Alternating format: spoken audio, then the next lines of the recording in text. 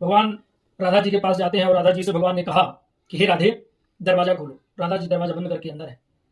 तो राधा जी ने कहा, कौन हो? कोयम द्वारी, मेरे दरवाजे पर कौन है? तो भगवान ने कहा, उत्तर दिया कि मैं हरि। राधा जी ने कहा, यदि तुम हरि हो तो कहा, उपवनम शाखा मृगस्यात्म किम, कोयम द्वारी हरि प्रयाहि उपवनम शाखा मृगस्यात्म किम। यदि तुम हरि हो तो जाकर के पेड़ में जाकर के बैठो, मेरे दरवाजे पर क्यों बैठे हो?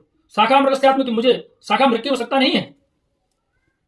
भगवान ने फिर अपना परिचय दिया कि हे राधे, मैं मधुसूदन हूं। राधे हम मधुसूदन हूं, हे राधे मैं मधुसूदन हूं। राधा जी ने कहा, यदि तुम मधुसूदन हो तो ब्रजलताम तामेव पुष्पान्विताम, किसी पुष्प में जाकर के अन्वित हो। मेरे दरवाजे पर क्या कर रहे हो? मुझे मधु की आवश्यकता नहीं है। तुम मधुसूदन हो तो मुझे मधु नहीं चाहिए।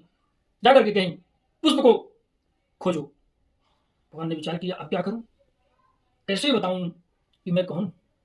मैं राधे का प्रियतम, कैसे कहूं? भगवान ने फिर विचार किया, कहा, हे राधे, राधे हम चक्री, हे राधे मैं चक्री हूं। राधा जी ने कहा, तुम यदि चक्री हो तो मुझे घड़े की आवश्यकता नहीं है। चक्री कुमार को कहते हैं। तो यदि तुम चक्री हो तो मुझे घट की आवश्यकता नहीं है, मटके की आवश्यकता नहीं है। भगवान ने अंत में उसी दरवाजे से राधा जी को छोड़ करके भगवान चले गए। और जैसे चले गए, राधा जी रुदन करने लगी।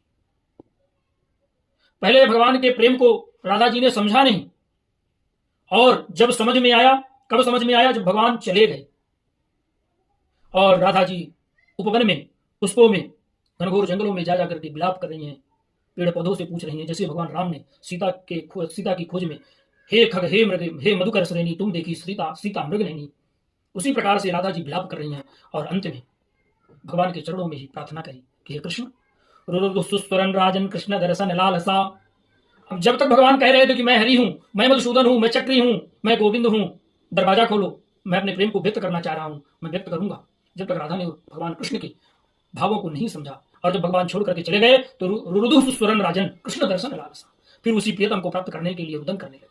यही संसार की स्थिति है। जब तक व्यक्ति इस संसार में रहता है, जब तक उसकी महिमा को, उसके यश को, उसकी कीर्ति को कोई समझ नहीं पाता, और जब वो छोड़ करके चला जाता है तब हम उसके गुणों का बखान करते हैं।